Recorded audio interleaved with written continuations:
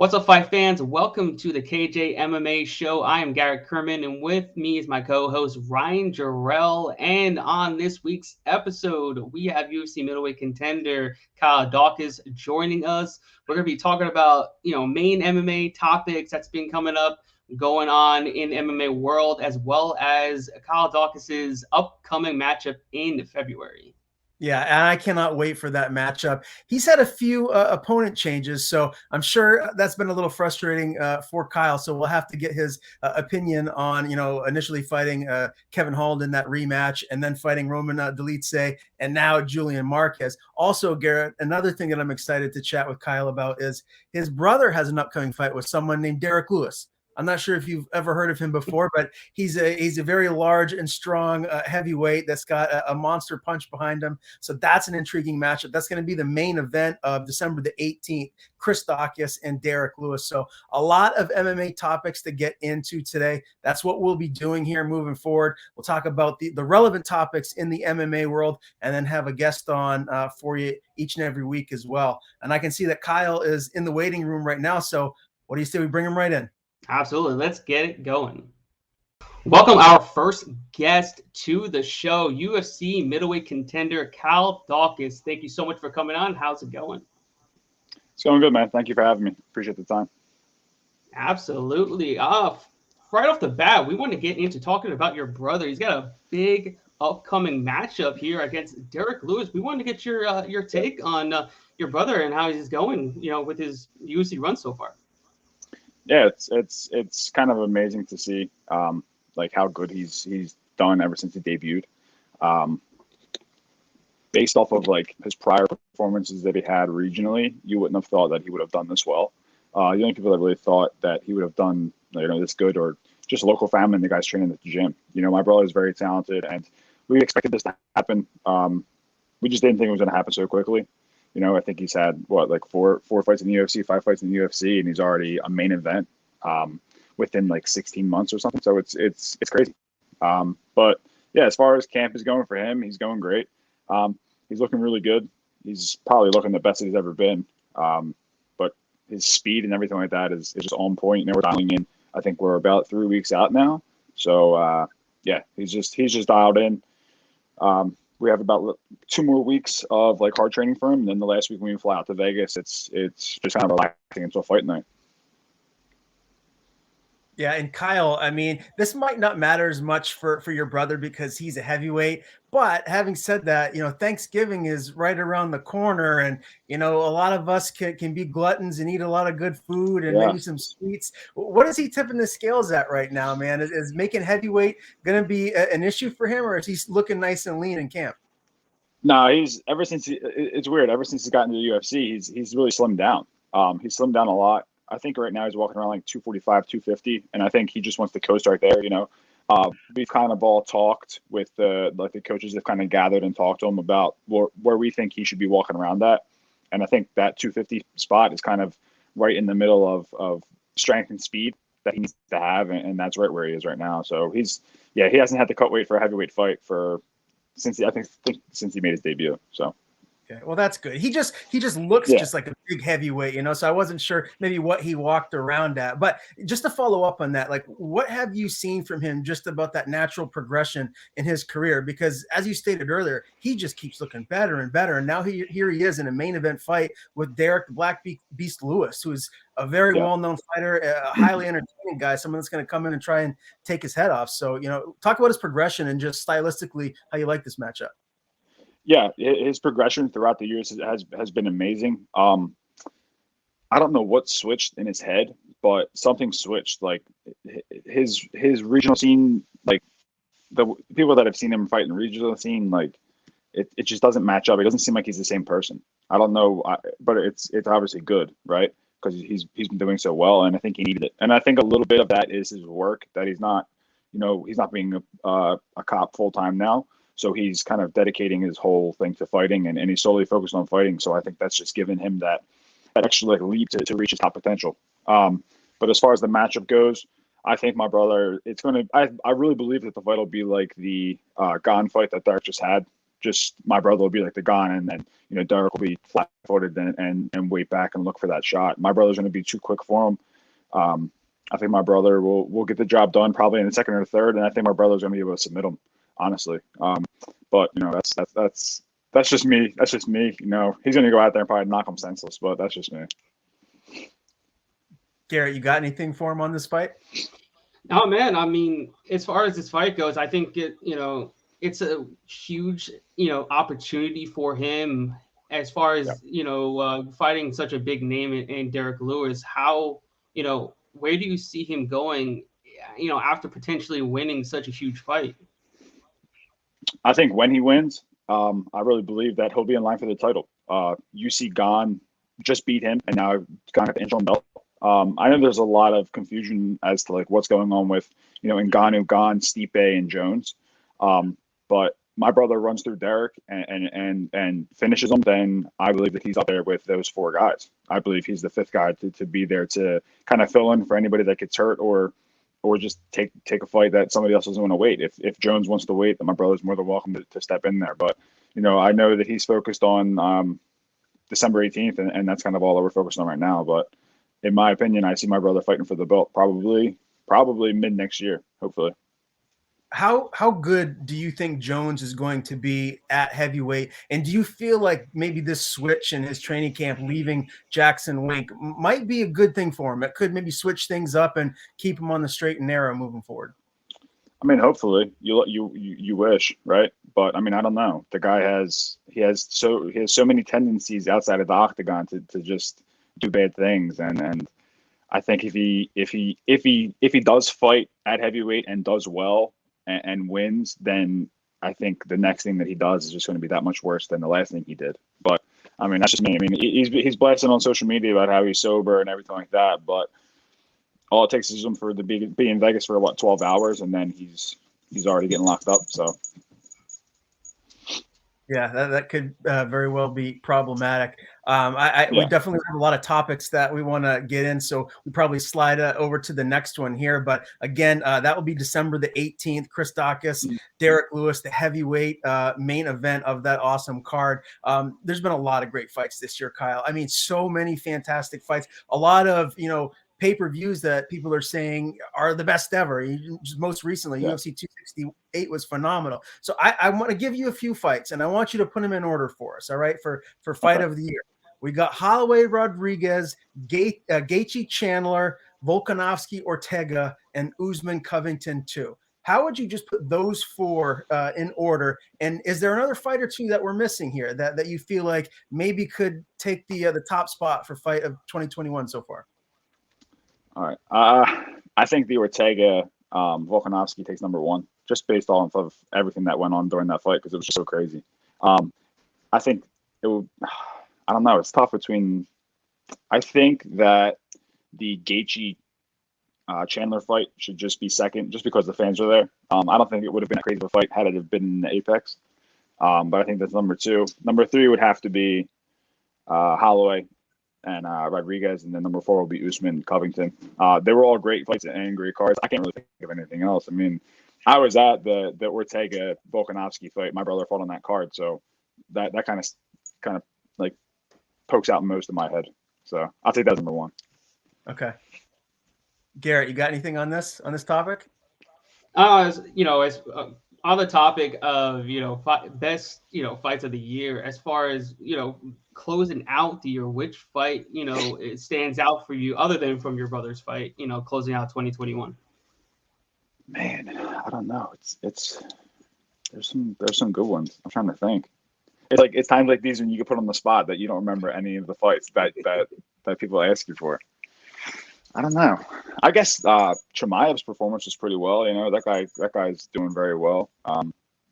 Yeah, I guess Chimaev, the way he manhandled his opponent, I forget his name, but the way he manhandled him and just ran right through him, that speaks out most in my mind as well. So, and who do you want to see him go against next? He's got some around him. People are talking that he can be a 2 division champion. He can be Kamaru Usman. He can be Israel Adesanya. Who do you think you would put him up against to really, test his abilities? I don't know. I think he needs to fight like a rank, like not like a rank guy, but like one of the top 5 at least, right? It's only it seems like it's only right. He just beat, I think, number 10 or number 9, right? I believe it is. And I don't know, but I don't know. I don't know. I don't know like the guys that would be good to match him up against.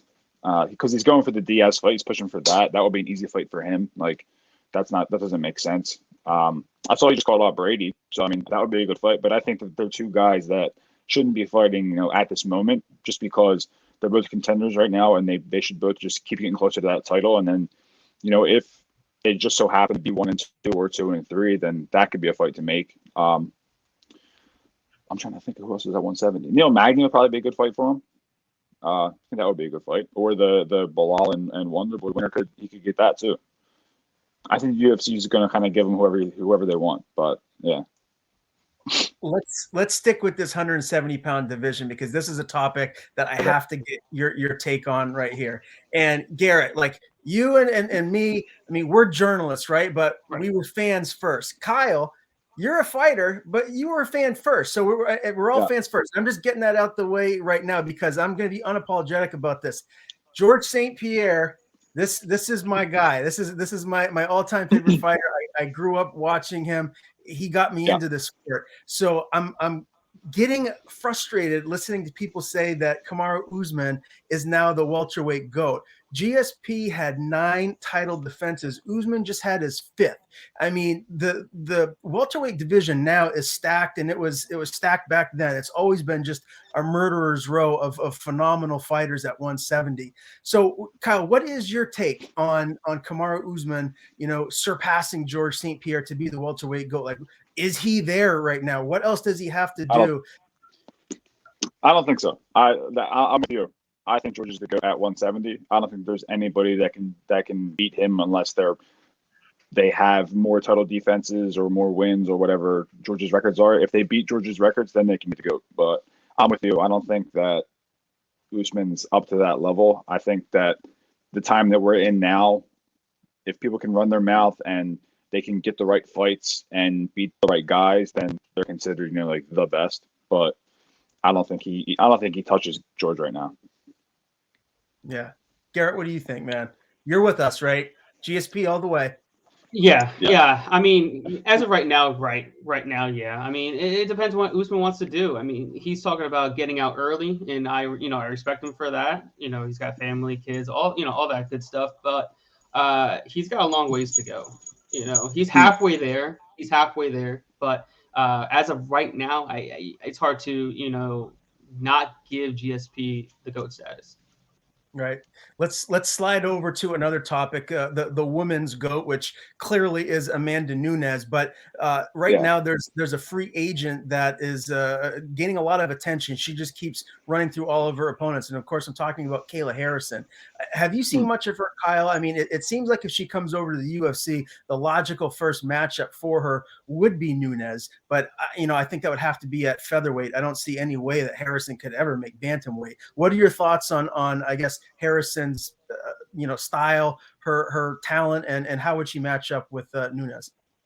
Yeah, I watched her fight a couple times, and it like reminds me of like a Khabib. Like she just runs through these girls, and it seems like it's so easy for her. Like there's no issue, and that's the big question is can she face Nunes, and can she compete with the people in the UFC? And that's kind of something that has been going around lately, is that that these other organizations are a lot lower than UFC is. But I mean, I've never looked at it like that. I think that we're kind of all like on an even playing field, like an even line, and the UFC is just the one that's kind of the most famous. But I don't know I don't know if she'll take the Amanda Nunes fight, because they train with each other, right? So I don't think that would be. I mean, if they pay them enough, maybe. But also, doesn't she fight at 55, not 45, right? She does, but I mean the UFC doesn't have a lightweight. Yeah, the UFC doesn't have a lightweight, right, for women. But I don't. Can she make 45? I mean, that would be another question, because she's pretty stocky and big. And if she can, I think that they need to give her like a top. I think if they give her top 5, that then she should be all right, and just to test the waters. And then if she runs through a girl there, then I think they can give her Amanda. But I mean, again, they're training partners, so I don't really see if that's going to happen or not. Well, I guess money talks. If that's what the fans want to see, they put up enough money. That's what we'll see. Have either of you guys ever seen Kayla Harrison on Impractical Jokers? Did you ever see that episode? No. Whenever you have time, before your head hits the pillow tonight, just go on YouTube and check out that little scene when she was on Impractical Jokers. It's one of the funniest things that I've ever seen, and it really was one of the first times I actually got to know Kayla Harrison before she blew up. It's hysterical, so you should definitely check it out. I'll check that out. Yeah, I'll definitely check that out. All right, Garrett, plenty more topics to hit maybe before we dive into Kyle's fight. I mean, Kyle, your fight is a ways away now, February 19th. Yeah. 4 opponent changes, it seems like. Well, at least 3. But we'll get into that shortly. Any other topics here? Just MMA news you want to hit? Yeah, actually, have you watched, this last week's, UFC event? What was your take? I know there was a lot of buzzing around, Adrianis's performance, and I just wanted your take on, how do you think he's been doing, coming into the UFC, guns blazing. He's a fan favorite. He's all over Twitter. Everybody loves him, and I just wanted to know what you think of, his kind of rise to fame so shortly. I watched the fight. What was the name? Adrian Yanez. Oh, yeah. Sorry, I the microphone broke out when you said that. Yeah, he's. I've watched a couple of his fights. I think I watched him in the Contender Series as well. He did really good on the Contender Series. But the kid's talented. It was a very close fight though, from what I remember. I know there were a lot of arguments going back and forth on Twitter that he lost the fight or that he won the fight, and there was an article written, I think, that Dave Grant won all 3 rounds or something like that. I mean, I don't know. But, yeah, the kid's really good. The kid's game, and I like the matchup with him and O'Malley. I think that will be a good matchup because, like he said, O'Malley's, claiming he wants to get paid more and fight ranked guys, but he's also not fighting ranked guys. So, but I think that's a good matchup. I think that should be his next matchup to make. I think that would be a great matchup. I'd be surprised if they actually make it because 2 promising young prospects, but I think Sean O'Malley was actually asking for it. So, kudos to him to actually, fight an actual contender. So, I'm looking forward to that. And also wanted to get your thoughts on Miesha Tate and her performance against Ketlin Vieira. Obviously she had a dud of a performance, but, she hung in there. She went the full 25 minutes. I just wanted your take on how do you see her kind of, progressing after this. She's a full-time mother, and I know she's trying to get back into the game, but, I just wanted to know, where do you think she goes from here? It's tough. I think it's tough because she has kind of like stepped away and kind of retired before. You kind of want to see where she is mentally because she did come back. She had a good performance against, kind of an older opponent that she faced that was on her retirement fight, right? So, I think that her performance was kind of rough. It was rough to watch.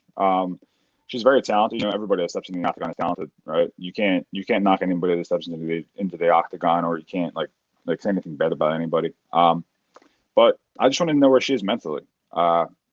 If she's still there, if she still has that drive.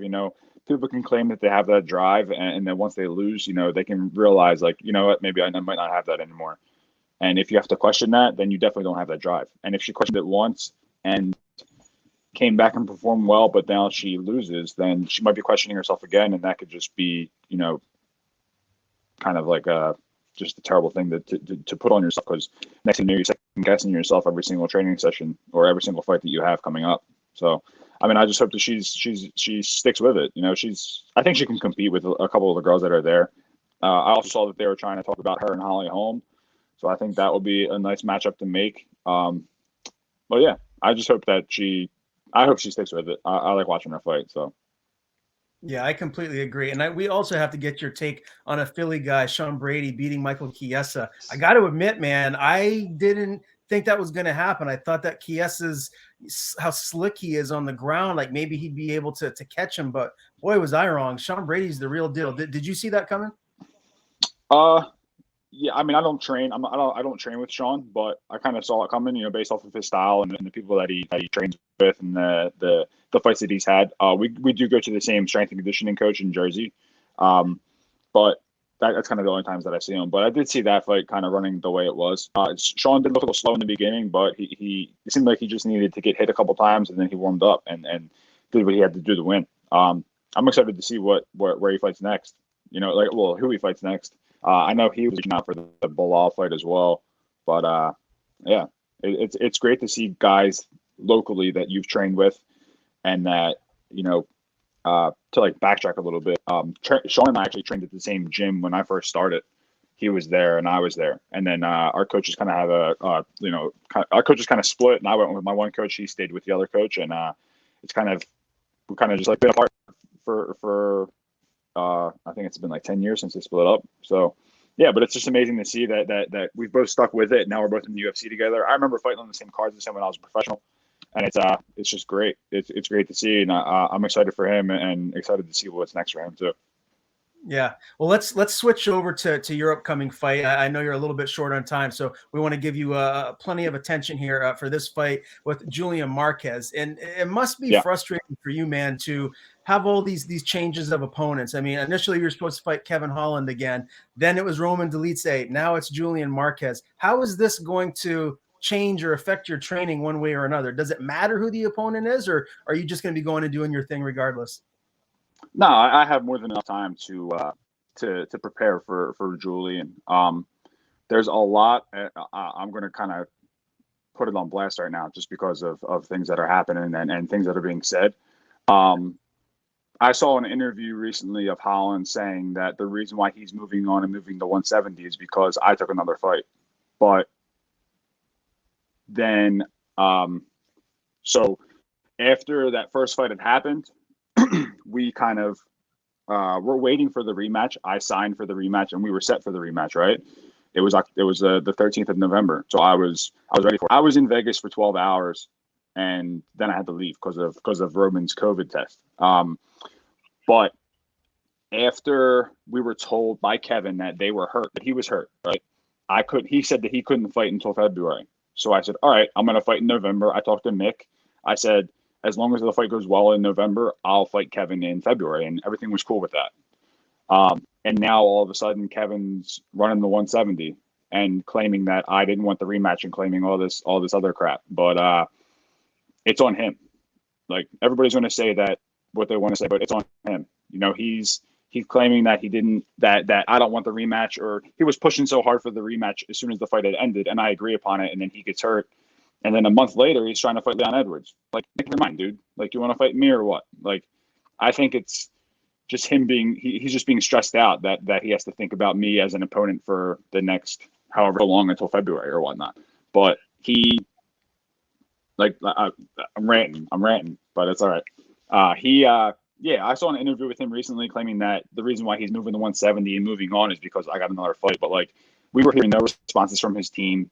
I asked for the fight for him in February, and then I got Julian instead. So I signed for Julian because they told me that Kevin wants to go to 170. So if he wants to save face, he can save face. If his managers are making stuff up, or if he's making stuff up or whatnot, then so be it.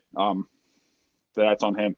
But yeah, it's this fight with Julian is gives me enough time to just be in training camp and focus on what I have to focus on, and just kind of control what I can control, and I have no worries about it. The short notice fight with Dolidze that I had, I think it was a good matchup as well. I think stylistically I beat all three of these guys. But again, it doesn't matter who signed the contract. I'm gonna just put my best foot forward, train as hard as I possibly can, and try to win as decisively as I can every single time. So I'm looking forward to the fight in February. I think it's a very good fight. I think that I'm better well-rounded than Julian. But he's a tough guy. He can take a beating for 2 rounds, and then he can come back in the third and get you and catch it. But yeah, I'm looking forward to a great fight. We do have enough time. I haven't started camp yet. I won't start camp until excuse me. I won't start camp until probably the week after we get home from my brother's fight, or the week of my brother's fight. It all depends on the situation at hand and what's going on. But yeah, anywhere from 8 to 10 weeks is usually my camp time. So, yeah. Are you disappointed though that you're not getting that rematch so soon with Kevin, because he is a big name, and the way that things ended that first fight, it kind of leaves you, I'd imagine, bothered, and for a few different reasons. Like, are you kind of frustrated by it all?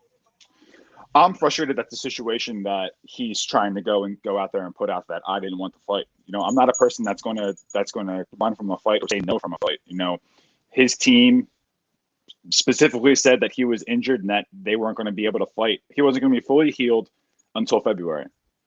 And then he goes that same week and claims that he wants to fight Leon Edwards. So are you injured, or are you just scared to fight me and running down the 170 because you want to save face and you want to make sure that you don't get cut from the UFC? Like, you got to make your mind, dude. Like, don't go running around, talking bad about my name and putting words in your mouth that I'm running around from the fight when I'm not. It's a little ridiculous. But one of my buddies actually said that, like, it might just be the way he handles situations. That's why he always takes short notice fights, is because he can't deal with the stress of fighting, of training with somebody for 8 weeks. He needs the short notice where he's like, all right, like, I only have to focus on this guy for maybe like 2 weeks or 3 weeks, as opposed to a whole 8 week thing. But I don't know. I think he's just trying to save face. I think he's just trying to make sure that he doesn't want to get cut and doesn't want to be on a 4-fight losing streak instead of a 3-fight losing streak. So, but no, I'm not worried at all about the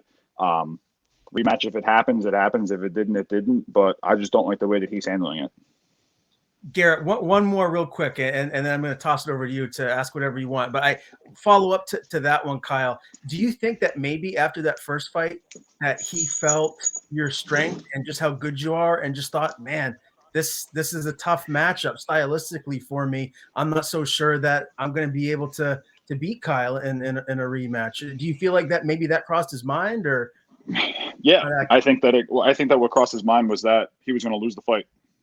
Whether if the head clash happened or it didn't happen, he was going to lose the fight, and he doesn't want to lose again. And I think that's the thing. I mean, I'm not saying that, like, I'm not trying to, like, force him to fight me or whatnot. It is what it is. I just don't like when people try to put, a bad mark on my name and try to claim that, things are on me when they're not. When there's so much other things going on behind the scenes that people don't know about, that, like, that's why I'm putting that all out there. Like, his team told me this, his team told me that, and I don't know if he's really injured or whatnot. He's claiming he is, but who knows, But I think he's just trying to save his ass and make sure he's not on another losing streak.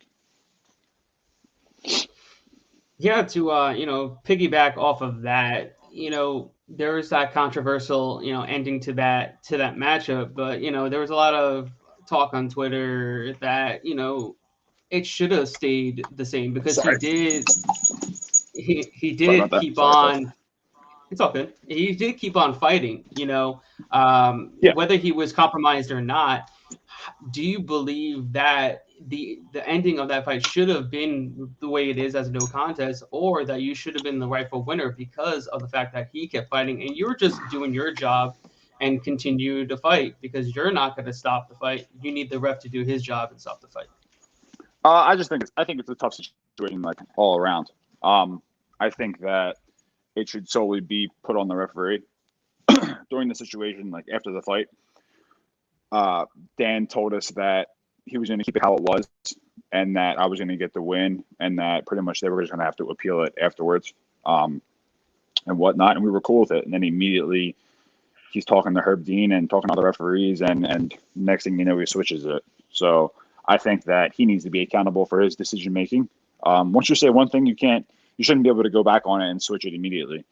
Because he was in the cage saying that he was fine with keeping it the way it was, and then went out of the cage and talked to them and then switched it. So I just think it should be on the referee, just because, they took away half my pay as well. So, but it is what absolutely. it is. Yeah. No, absolutely. I totally agree with you there. It was, it was, you were put into, a hard position there. You couldn't, like I said, you did your job and the referee is supposed to do his, and, it should have been on him. But, talking about your upcoming matchup, Julian Marquez, like I said, great fight, great fighter you're going up against. What are some holes that you kind of see in his game that you could possibly exploit? I think that he's kind of a slow starter from the fights that I've seen. All the guys that he's kind of fought, he's kind of lost the first 2 rounds, then he comes back and wins. I didn't really watch the Sam Alvey fight. I don't know why I haven't watched the fight, even though it's his most recent one, but I've been watching a lot of his other fights, just like far back to see like just how he is and how he fights, any tendencies that he has. I think that because I'm a fast starter, he's a slow starter, that's going to play to my advantage. And I think that I'll be able to get him out of there within the first 2 rounds. It's just going to be a matter of me just sticking to my game plan, controlling what I can control, and making sure that I can, go out there and perform every single time. Absolutely. Here at Playmaker, we love to get into betting aspects and talk about the odds and stuff like that. And I was just wondering, do you bet on fights, and have you ever bet on your fights or possibly your brother's fights? I do bet on fights. Now I'm not very good at it at all. I'll bet like $5 here, but I usually do like a parlay. Like I'll do like a whole card parlay just to like see if I can win the whole thing. But I kind of usually always hit the unders, and I always lose. So, yeah, I'm terrible at betting. I've always been terrible at betting. I'm glad that I'm not addicted to it, like some people are. That it can be a bad thing. But no, I do gamble here and there on the fights. But I see a lot of these guys are getting these sponsorships with these betting apps, posting all this stuff. These guys need to hit me up. They need to hit me up and let me get some of this, because I'll post some videos all they want about my bets. But my bet sucks, so maybe that's why they're not picking me. I won some money on you. I was looking back at what card it was. It was the UD win over Dustin Stoltzfus at 255. I had you as a part of my DraftKings lineup, and I finished twice now. 20,000 people. I finished twice in second place. So I've done all right. Wow. But I'll tell you what, Kyle, you need to follow this guy Garrett on his fight picks, because he's winning people money left and right. He's doing his thing. All right. He's got to follow after this. I'll follow him. I appreciate that, but yeah, man. I mean, as far as the betting goes, hit up my bookie. They're always loving to give out, fighters some of that sponsor money. I've been looking, man. I see all these guys every single time there's a big card. They're always like, my whole like Instagram feed is just people's bets, and I'm like, how do I get on this? Like, I gotta know somebody or talk to somebody or something. Well, listen, Kyle, man, it's always a pleasure to talk to you. I know you got to scoot, but again, Kyle Daukaus, Julian Marquez, February 19th. It goes down in a middleweight bout. We should definitely link up and chat once the fight gets a little bit closer, do another interview. But again, thank you for joining us here on this first show, and we'll definitely love to have you back. Hey, man, it was an honor being the first guest. I'm really appreciative of it. And thank you for the time, guys. All right, and that's going to do it for episode 1 of the KJ MMA show. It was a good one, Garrett, having UFC middleweight Kyle Daukaus on the show, and he gave us a lot of interesting topics and feedback, wouldn't you say? Absolutely. Yeah, it was great having him on. Blessed that he was able to come on the show with us, especially for our very first episode. So we thank him very, very much for that. Now, normally in this outro, we'd be giving you our best bets, but it is Thanksgiving weekend, so there aren't any fights to talk about. So we're just going to press pause on doing our best bets. We'll see you guys next week for episode 2, and we wish you all a very, very happy Thanksgiving and a safe one with all your family and friends. Happy Thanksgiving. We will see you all next week.